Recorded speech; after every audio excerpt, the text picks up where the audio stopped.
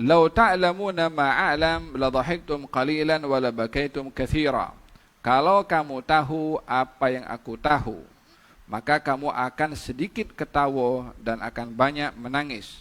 Dalam riwayat yang lain, kalau kamu mendengar apa yang sesungguhnya aku melihat apa yang kamu tidak boleh melihat, dan aku mendengar apa yang kamu tidak boleh mendengar.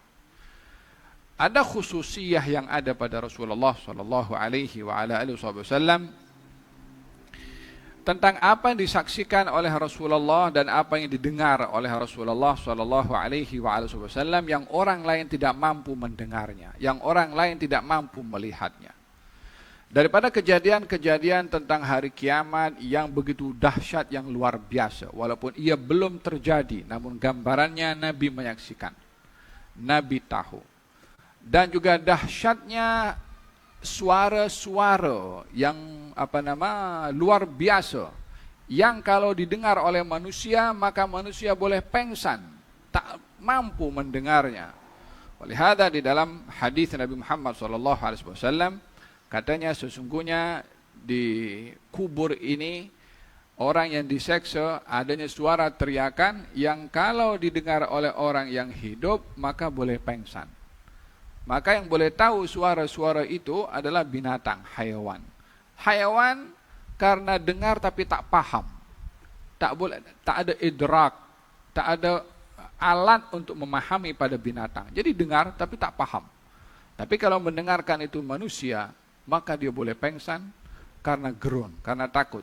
Laula an tadafanu la da'utullaha an yusmi'akum adzabal qabri.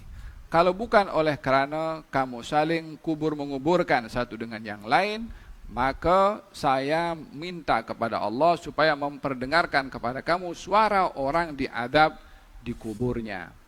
Namun baginda Rasulullah SAW rahmatnya kepada umat ini tidak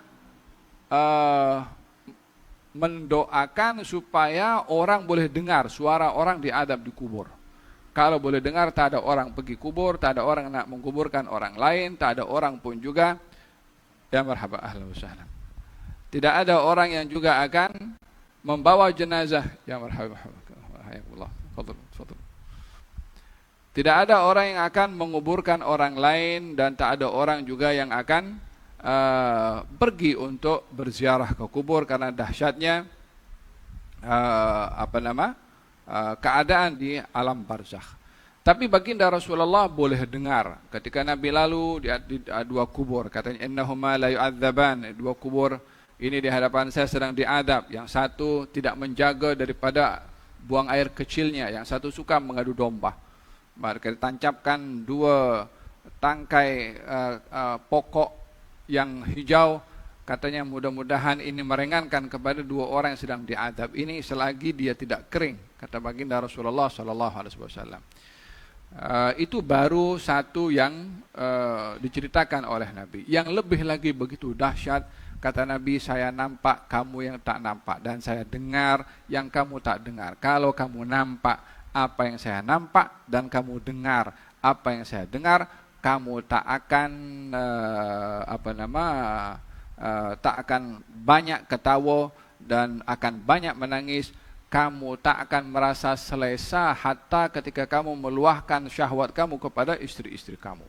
Yani hatta ladzatul jima', orang yang bersama dengan istrinya untuk memuaskan syahwatnya, kalau dia boleh nampak apa yang dinampak oleh Nabi, hatta itu pun hilang.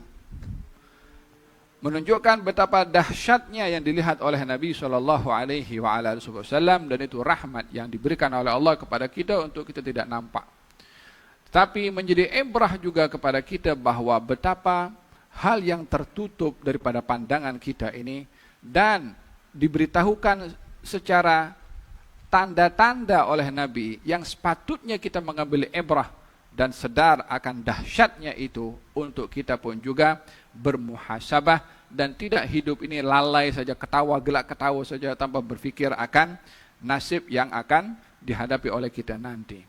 Fil hadis katanya attatis sama wa haqqun laha an ta'itta.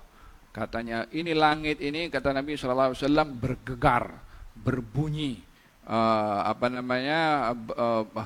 dengan suara yang layaklah langit itu untuk berbunyi dengan suara.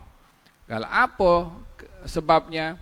Katanya tidak ada setiap satu jengkal atau kurang daripada satu jengkal atau 4 jari di langit itu melainkan malaikat sujud.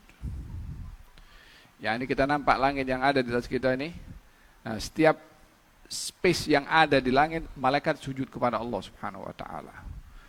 Ianya menggambarkan, bukan menunjukkan banyaknya malaikat saja, betapa malaikat itu gerun kepada Allah.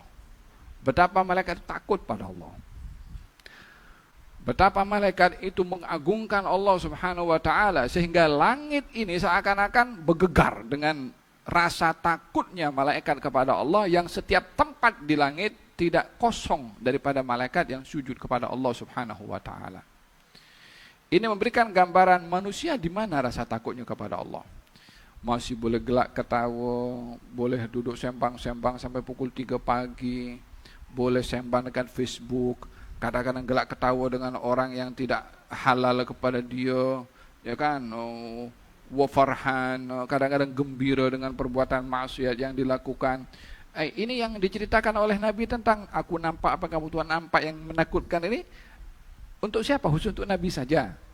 Kan diceritakan oleh Nabi, karena kalau kamu tahu apa yang aku tahu, kamu akan banyak menangis dan kurang dalam ketawa. Yakni kalau kita tidak nampak sebenar dinampakkan oleh Nabi, ada something yang dahsyat yang kita tidak nampak, ya kita takut juga seharusnya. Malaikat yang tidak berdosa pun takut kepada Allah Subhanahu wa taala sampai setiap tempat di langit itu sujud, apatah lagi kita manusia. Faham tom? Kata baginda Rasulullah sallallahu alaihi wasallam, kalau kamu tahu apa yang aku tahu dan kamu melihat apa yang aku lihat, maka kamu tidak akan banyak ketawa dan akan banyak menangis, dan juga tak akan kamu merasa nikmat ketika kamu bersama dengan istri kamu. Demikian di dalam hadis Nabi Muhammad sallallahu alaihi wasallam.